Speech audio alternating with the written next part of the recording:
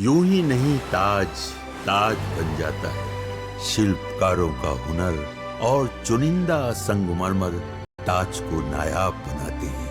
कुछ ऐसे ही चुनिंदा जगहों से बस खास ही चुनकर लाता हूँ।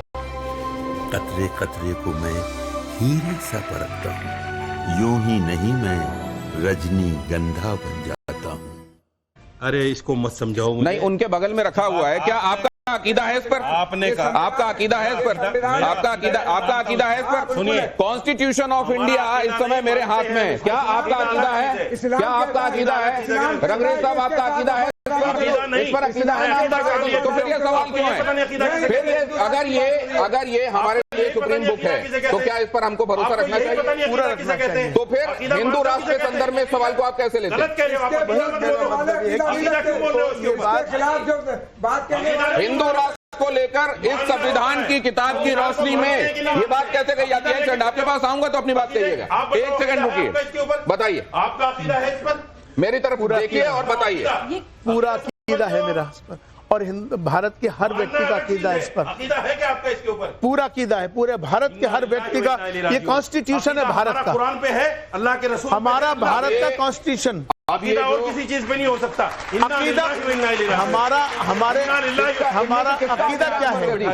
मजहब हमारा इस पर हर भारतीय कॉन्स्टिट्यूशन से जुड़ा हुआ है। देखिए दिनेश जी, ये अहम पॉइंट्स पे, अहम मुद्दों पे बात करने के बजाय देखिए शोर मचा रहे हैं। इस तरह तो कोई बात नहीं कर सकता। देखिए कितने बढ़िया से डिबेट होने दे रहे हैं, आप सब देख रहे हैं। अकीदा का मायना क्या है? अकीदा के लफ्ज़ कितने बढ़िया से डिबेट होने दे रहे हैं, कितने बढ़िया सवालों के जवाब लेने दे रहे हैं। हाजिर साहब भी उसमें पूरा कोऑपरेट कर रहे हैं। और देखिए कितने बढ़िया। और कौन से मदरसे से मौलवी है? ये लगातार ये कोशिश की जा रही है कि आप बोले नहीं। सर, अब अगला सवाल आपसे। अब तरक्की और विकास का एक जो फॉर्मूला है वो कहता है सबका साथ। आता हूं सर, सबका साथ, सबका विकास, सबका विश्वास। जी। अरशद मदनी साहब को अगर आप सुने तो वो कहते हैं हिंदुस्तान में मुसलमानों की हालत इस समय सबसे दयनीय है और मुसलमान सबसे ज्यादा हाशिए में है, परेशान है। सबका साथ, सबका विकास, सबका विश्वास, अगर हर एक पॉलिसी, गवर्नमेंट पॉलिसी का लाभ सबको बगैर भेदभाव के मिल रहा है तो ये स्टेटमेंट कैसे सही हो सकता है जो दूसरी तरफ से दिया गया? यकीनन यही तो दिक्कत की बात है आज के वक्त में। अभी आप देखेंगे कि जो हमारे प्रधानमंत्री आवास योजना, उसमें आप देखेंगे कि सबसे ज्यादा अगर कोई फायदा मिला तो मुसलमानों को मिला। अगर देशों की लाडली योजनाएं जो मिली वो मुसलमानों की मिली, या किसी को भी किसी भी देखिए चाहे अनाज हो, किसी भी योजना में। क्या ये कहा जाना कि आप सियासत में नहीं होके भी सियासी गोटियां खेलते हैं? कभी आप मोहन भागवत जी से मिलते हैं, कभी आप मोदी जी के बुलावे पर चले जाते हैं, आप कौम के बहुत सारे लोगों को नाराज करके राम मंदिर की प्राण प्रतिष्ठा में चले जाते हैं। क्या आप ये सियासी डोरियां हैं जो बगैर सियासत में शामिल हुए खींचते रहते हैं? दरअसल मैं जो भी कोई कार्य करता हूं इसमें सियासत नहीं है, मेरा राष्ट्र हित मेरे सामने होता है। कुरान कह रहा है और मैं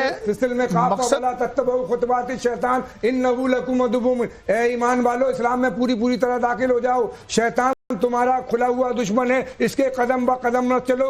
और ये अगर शैतान के कदम पर कदम चले तो इनकी जवाबदेही होगी हमारी। शैतान कौन है? शैतान किस पर शैतान की बात कहते हैं?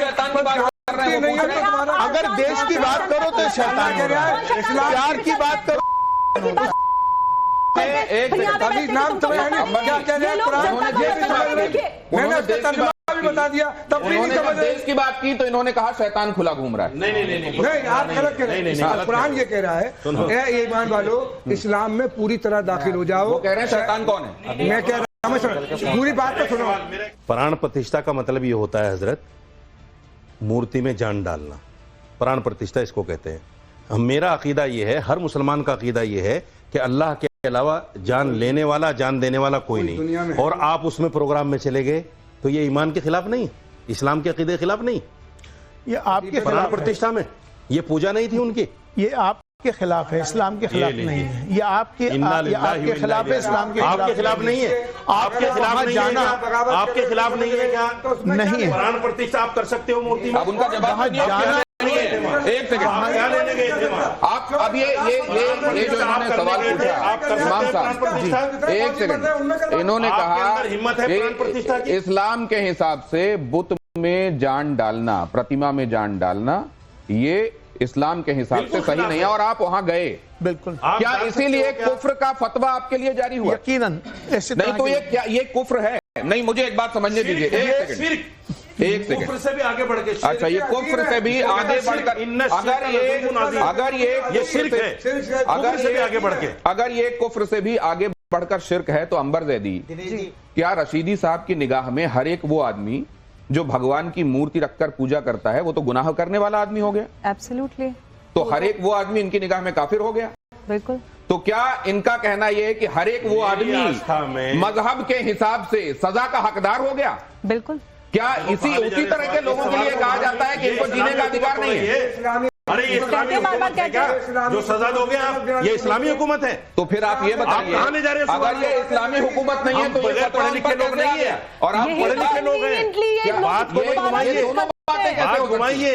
इमाम साहब, ये दोनों बातें ये कैसे हो सकती चूंकि हैं? इमाम है, आपने इनकी जिम्मेदारी बनती है जवाब देना। ये दोनों बातें ये इमाम कैसे हो सकती हैं? है, इमाम होने के नाते जिम्मेदारी है इनकी जवाब देना। बोल चुके, जिम्मेदारी है इनकी जवाब देना। और ये एक भी बात का तसल्ली बख्श जवाब नहीं दे पाए। ये दोनों बातें कैसे हो सकती हैं इमाम साहब कि आपने जो किया ना दुनिया की जानकारी, आपने जो किया वो गुनाह भी हो गया, लेकिन यहाँ शरीयत के हिसाब से तो चीजें चल नहीं रही हैं, इसलिए सजा कैसे मिलेगी? ये दोनों बातें समझाइए जरा। देखिए, ये मेरे और ईश्वर के अल्लाह के मामलात हैं कि मैंने क्या किया, मैं क्यों गया। आपका जाहिर, आपने जाहिर क्या देखा कि जाने पे जाहिर एक आदमी जाहिर में बुतों की पूजा कर रहा है तो उस पर फतवा आपने देखा, पूजा करते देखा, दिल को नहीं माना जाएगा। नहीं, आप बुत के अगर सामने मैं- बैठ के कहो मैं तो अल्लाह अल्लाह कर रहा हूं, कोई नहीं मानेगा। आप बोलिए सर, आप बोलिए, हम लोग सुन रहे हैं, आप कोई नहीं बोलते मानेगा। रहिए। आप बोलिए सर, बोलिए। कोई नहीं मानेगा। नहीं, आप बोलिए, बोलिए सर, बोलिए और बोलिए। कुफ्र और फतवा जो लगता है वो जाहिर पे लगता है, जाहिर पे। नहीं, आप और आप बोलते रहिए। चूंकि प्राण प्रतिष्ठा के प्रोग्राम में गए, ठीक है, सबने देखा, ठीक है, इसलिए आपके ऊपर फतवा लगा। आप समझे। मैं माफी मांगता आप हूं, क्यों बोल रहे अल्लाह, हैं? मैंने वो आज बोल तक रहे हैं ना, जितने बोलने गुनाह किए, दीजिए। मैं तौबा करता हूं। अब आप थोड़ी देर शांत होने दीजिए। सबके सामने तौबा करता हूं, आप भी कर लो, क्या हर्ज है? मैंने कहा था मुझसे बर्दाश्त नहीं होती ये चीजें। मैं अल्हम्दुलिल्लाह मुस्लिम हूँ, मेरा इस्लामिक माइंड सेट है, अल्हम्दुलिल्लाह माइंड सेट है मेरा। एक सेकंड, इस्लामिक माइंड सेट है मेरा, है और रहेगा, बिल्कुल रहेगा। आपके अलावा 3 गेस्ट हैं। अरे भाई तीनों से करा लो ना, करा लो ना।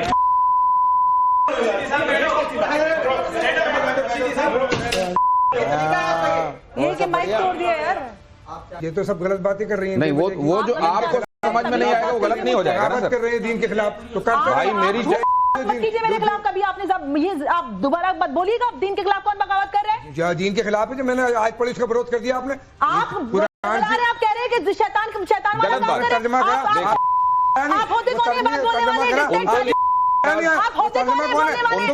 अथॉरिटी दी किसने दी? उनको लेके भी ऐतराज यही था। कौन शैतानी रास्ते पे चल रहा है? उनको लेके उनको लेके भी ऐतराज यही था, उनको लेके भी ऐतराज यही था दीन का कि खंजर लेके लोगों को बरगलाते फिरते हो। आप कुछ नहीं जानती। आप नहीं बोल रहे,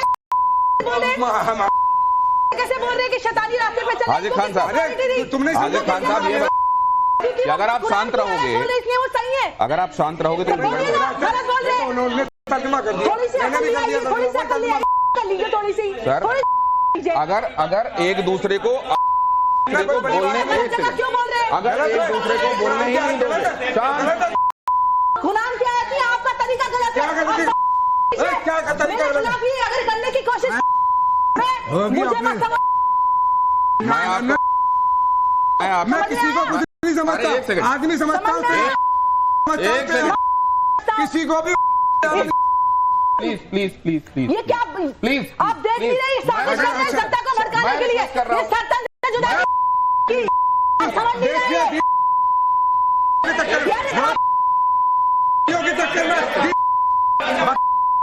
एक पूरी सेकंड, दुनिया को बर्बाद कर रही है।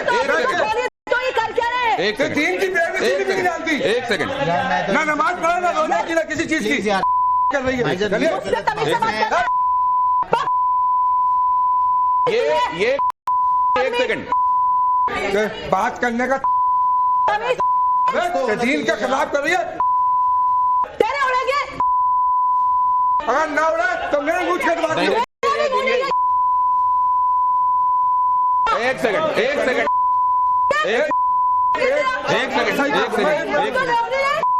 तो